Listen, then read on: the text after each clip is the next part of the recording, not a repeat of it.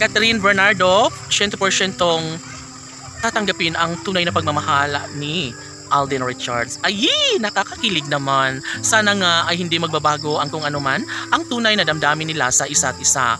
Mahalaga sa taong bayan ang magkaroon nga ng katiwasayan. Mahalaga sa taong bayan na maibahagi ang isang magandang pagkakataon na sana darating ang isang araw na magkaroon sana ng kasagutan ang hinihiling ni Catherine Bernardo. Isang malaking pagbabago ngayon, isang adjustment na talaga nga namang nais, napakaabangan ng lahat dahil si Catherine Bernardo ay naghahangad ng isang magandang kahihinatnan, lalong-lalo na sa pagdating sa usaping relasyon nila ni Alden Richards.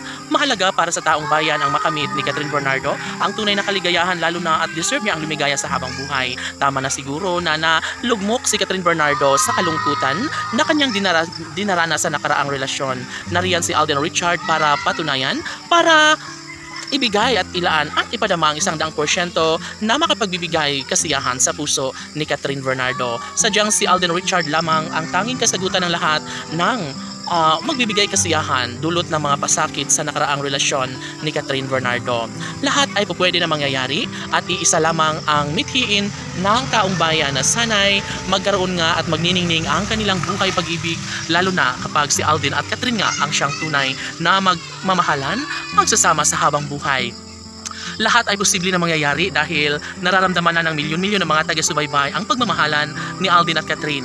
Laging bukang bibig ng taong bayan na sila umano ni Catherine at Alden ang nababagay na magsama para sa isa't isa. Sana nga ay magbunga ang lahat ng mga panalangin ng milyon-milyon ng mga taga-subaybay dahil deserve rin naman ni Alden Richards ang lumigaya kasama ang babaeng kanyang tunay na minahal. Si Catherine Bernardo na nga ang nararapat sa tunay at wagas na pagmamahal ni Alden Richards. Bakit hindi?